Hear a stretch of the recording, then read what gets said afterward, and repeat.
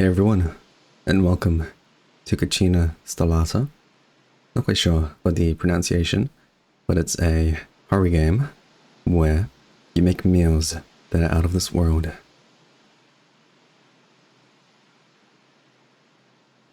19th century, somewhere in the countryside of Romagna, Italy.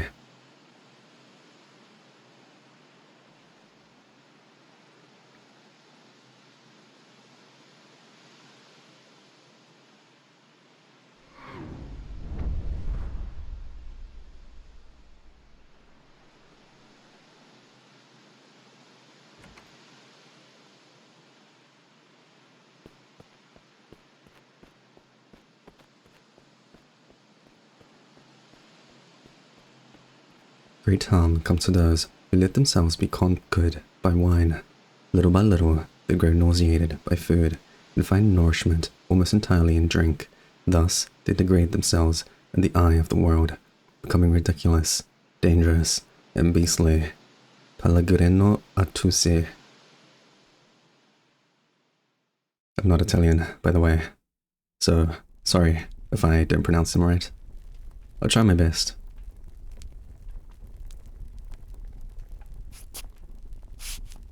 What are we cooking? Add oil to the pan. There'll be wine. This is oil. Chop the onion, carrot, and celery and add them to the pan. Chop.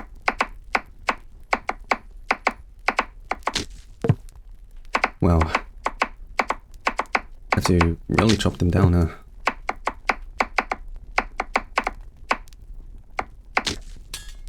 There we go. And we add to the pan.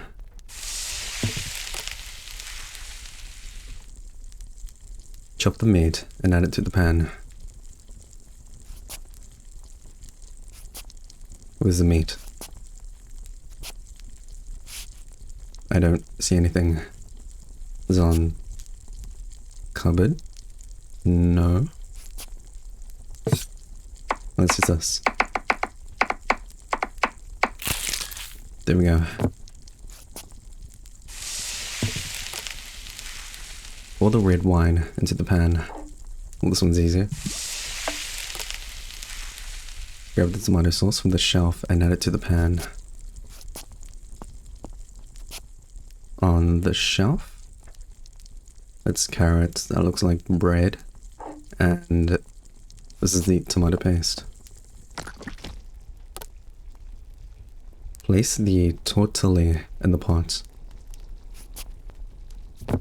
These things. Write in the notebook. Where is the notebook?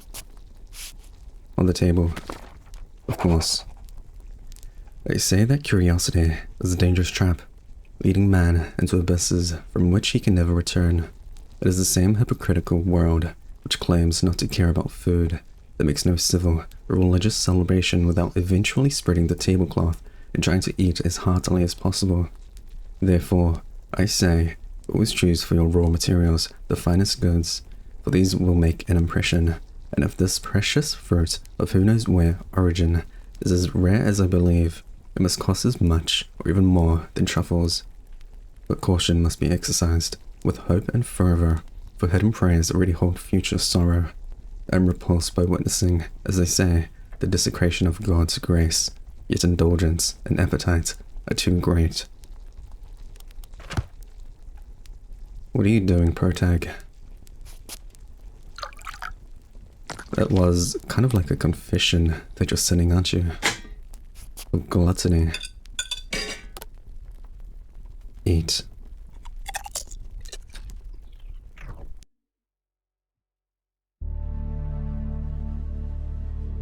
Onwards? No. We're tripping balls, though. What did you put in there?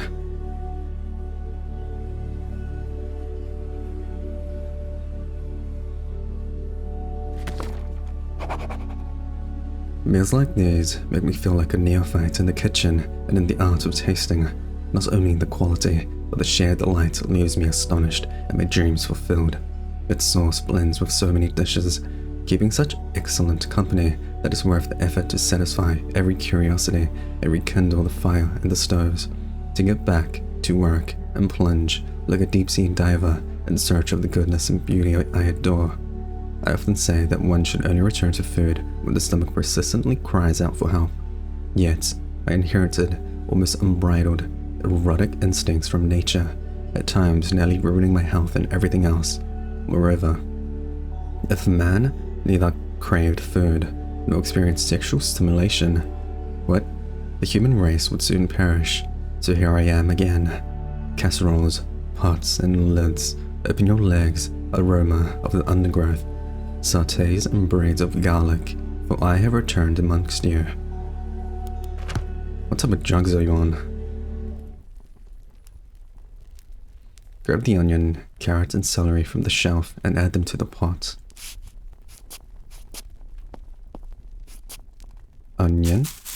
Okay, you just grab everything. And put it in here. Add the oil to the pan.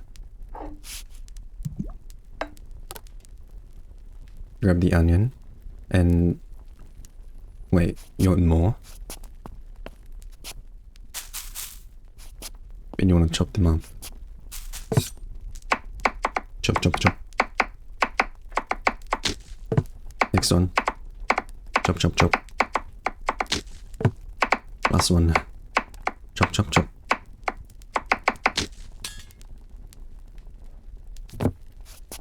Into the pan. Go through the cellar, grab the cleaver, and cut the meat.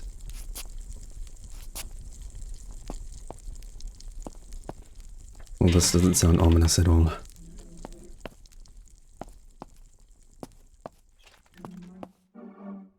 Hey.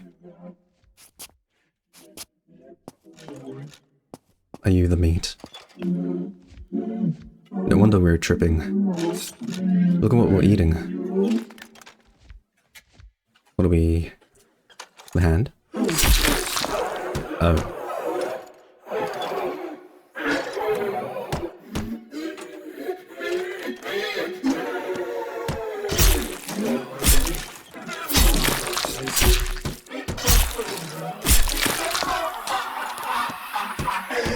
Return to the kitchen and close the door. So you're the thing that landed in the backyard.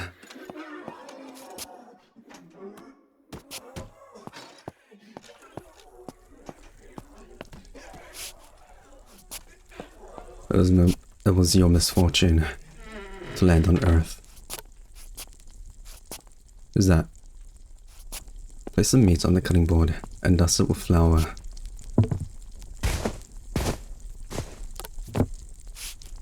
Into the pan. So, we're eating aliens, huh? Of course we are. Pour the broth from the pot into the pan. Pour the tomato sauce into the pan. This one. Write in the notebook.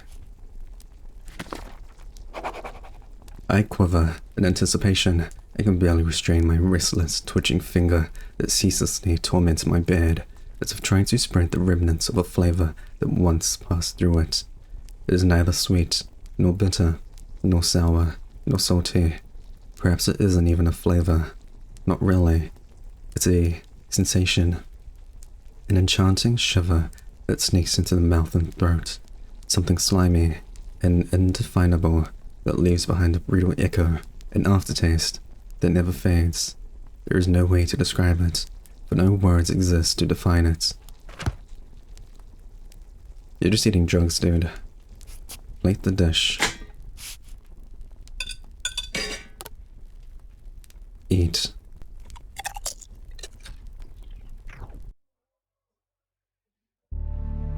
We've ascended. Once again.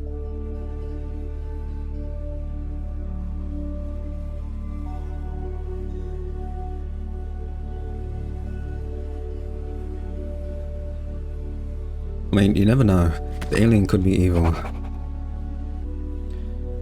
It is certainly a flavor, but not one that human taste has ever experienced before, nor could I ever hope to savor. A shadow that does not exist on the world's taste buds and that seem to feed. Alternatively, and contrary, on something within me. Even every other ingredient appears diseased, contaminated by its proximity, producing twisted fruits with a taste so warped that no one would dare try them, except those who, unbounded by the dogmas and chains imposed by traditional cuisine, claim for themselves a flavor that is not of this world. It is like a painter's discovery of a new color or a chilling nuance, one that seems as though it had always been available, ignored in a remote corner of our darkened iris, atrophied and unaccustomed to surprise and unprepared for shock. Okay, whatever, man. You're just eating food. Add the oil to... Wait, I just realized, are we just eating, like, again and again? Like, this is the same night, right? Or is our trip so long that we just, like, write down in a notebook for an entire day, and then it's nighttime again, and we eat?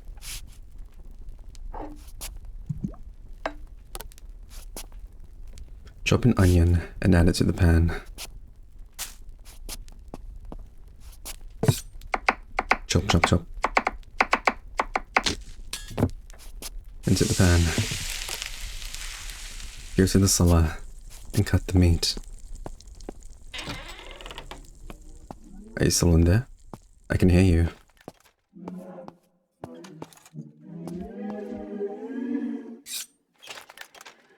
Sorry. But I'm addicted to the flavor. I'm gonna eat your liver. Or whatever this thing is. Return to the kitchen and close the door.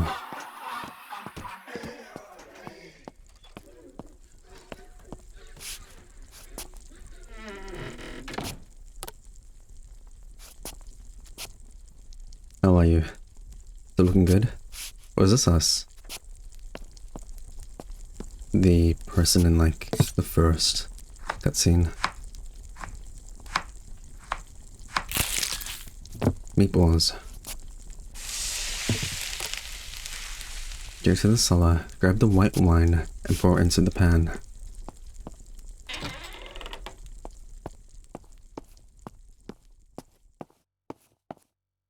Hey. You still alive? I guess not.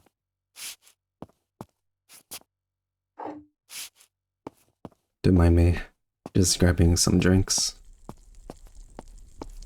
to enjoy your food and your flesh.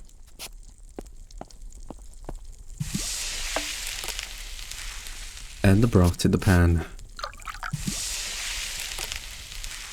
Write on the notebook. Once it was said that potage was man's fodder, but this one seems more like the fare of angels, or the fare of angels and devils, ogres and mazapikul, megalasi and mamakul, spirits and essences of myth. I feel my stomach gnashing its teeth, eagerly preparing for a bestial feast. I listen to the ancestral call of hunger, and distinguish every word it utters. Now the palate, now the colon, now even the bile itself, with its ascetic tides, and still the shrieking taste buds, singing the clear, piercing notes. As the pleasure unfolds, alas, a vortex rises from the depths of my innards, a force so impetuous, a spasmodic outburst that fills me with understanding and compassion for all those wild, primitive beasts ruled by passion and the violence of flesh. Talk English. Chop the meat. What? Oh, we chop it again. We're making like pate.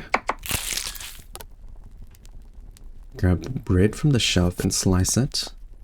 Yeah, we are making like a spread.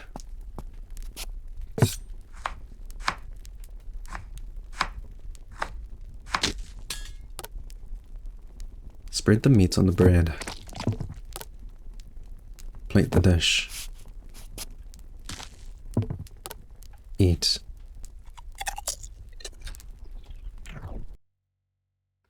Nice. Time to chop ballsy in.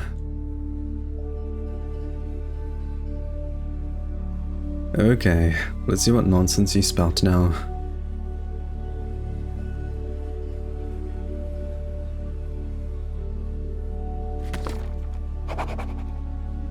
My word! Certain laws lie hidden within the nature of taste, such that I could have never imagined. I feel every fibre of my being twisting and writhing, seized by a new sensation with every bite, for this flesh does not belong to the earth, nor does this flavour conform to the human order. Whatever, after a single meager taste, such is its power that all other food loses its usual virtues. Wine tastes like water, bread crumbles into ash, and even the air seems leaden, with an imperceptible scent. Nothing washes away the shadow upon my tongue, as if my very body were learning a new way to receive the world, a way both wrong and forbidden. And yet, what is most terrifying in the heart of this damp night, with my throat parched and my stomach emptying so swiftly, is that something inside me still longs for that flavor. It's just addiction. Go to the cellar, grab the cleaver, and cut the meat. I think our meat's dead. Yeah, he's like turning to ash. Are we chopping your head? Oh. I mean, I guess his head is the one thing that's like not smoky. You can't do that now. And we're eating the brain. Who's the true monster?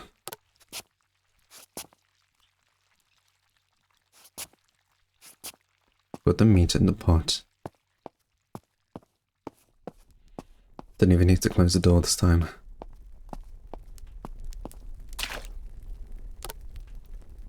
Where's in the notebook?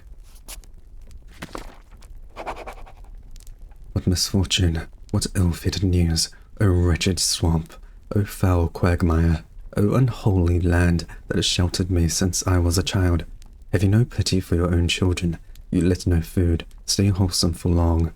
And this one, amongst all, so sweet and precious, you can barely stand abundance, a curse upon you. Go to the cellar, grab an egg, and place it into the bowl.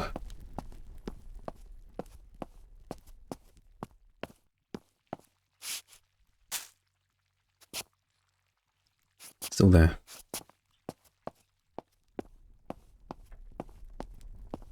You know, just in case, I'm gonna close the door.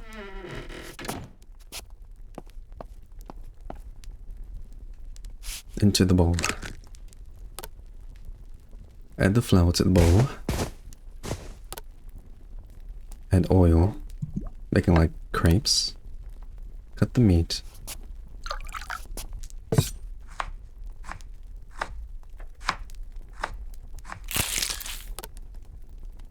Dust the meat with flour. Coat the meat with batter. Add oil to the pan. Probably put this in here. Write in the notebook. I cannot but entrust myself to fate. May this change in appearance in those vapors, despite the stench, enhance the flavor, as I do for grappers, seasoned cheeses, and cured meats. For I well know that spoiled foods at times hold unexpected effects. So you're just gonna let the corpse rot. Plate the dish. Eat.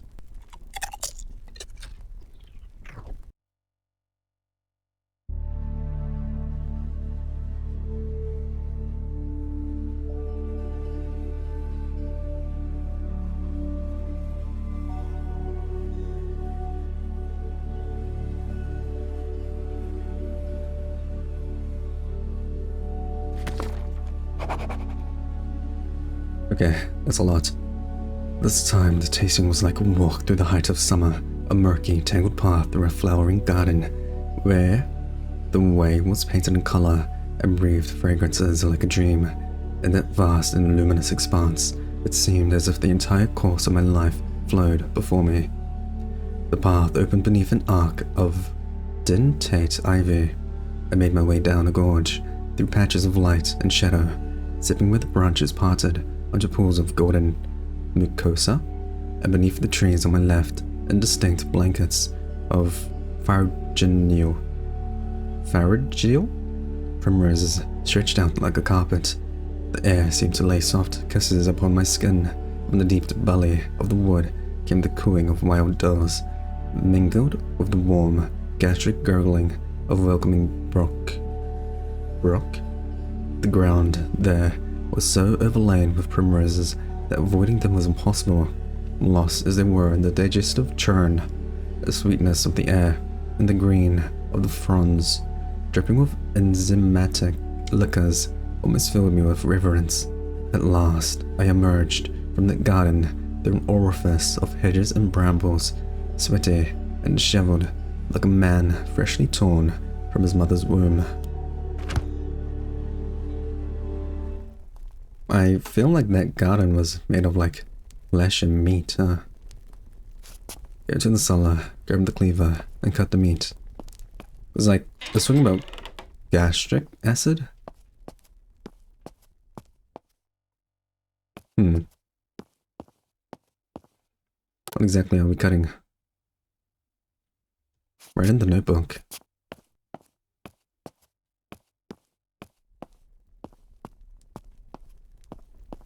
Let's close the door.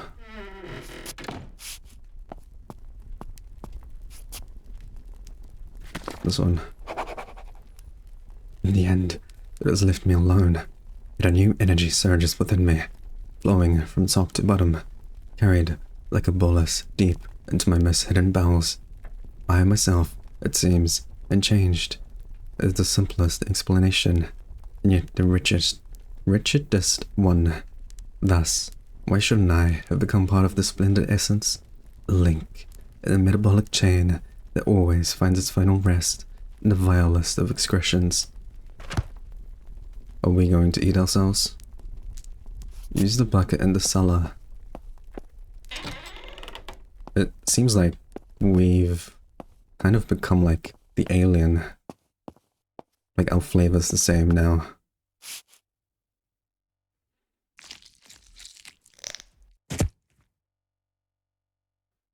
Ah.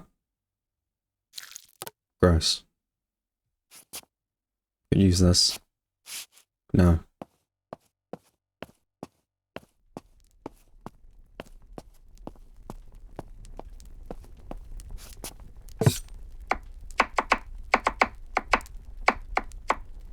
Reluctant chop chop chop.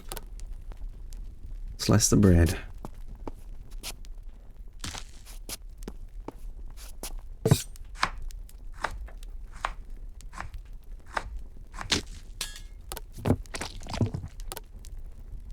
Plate the dish and eat. This is one of the more gross dishes.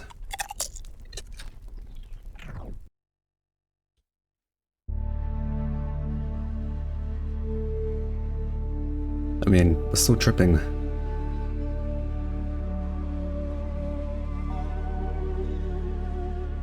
With a gross color instead.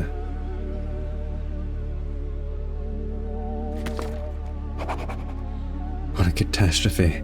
A sharp, biting taste. Filthy as a gutted rag. Yeah, dude. Did you know what you just ate? A faded memory of its once pristine purity. Perhaps too diluted.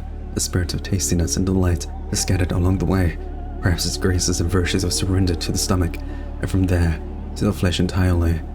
Nothing remains for me now but to surrender to one last attempt.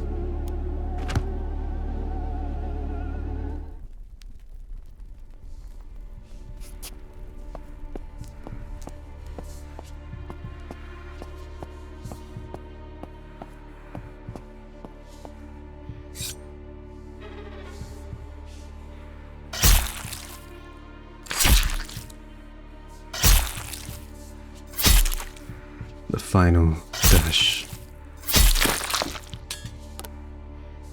How are you alive?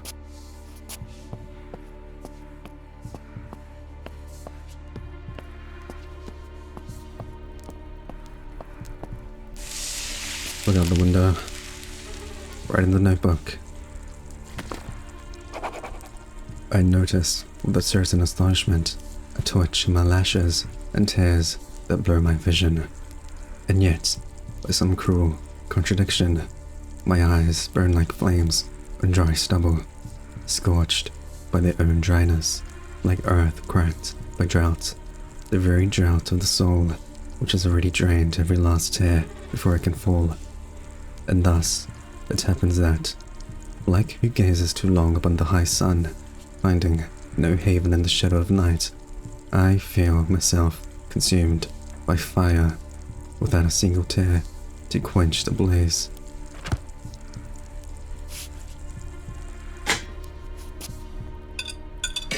Eat.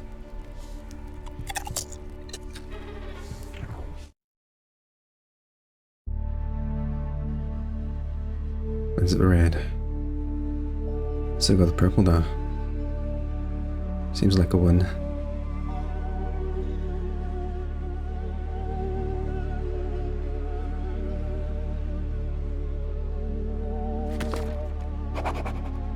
I feel my vigor leaving me, yet I still breathe in the glory of the tasting.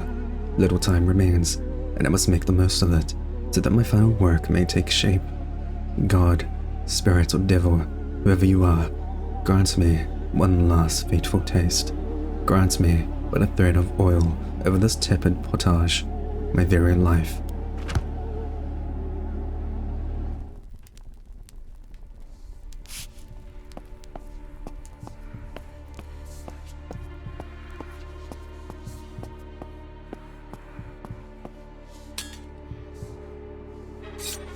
One last time. Hey.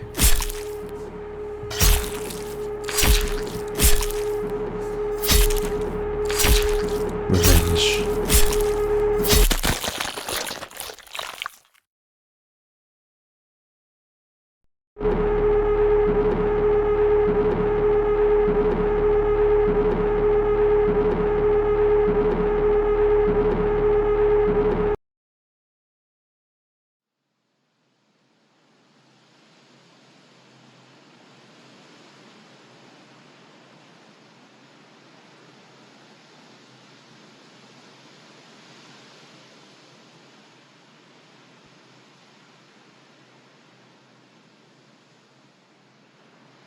And that has been the end of Cucina Stellata.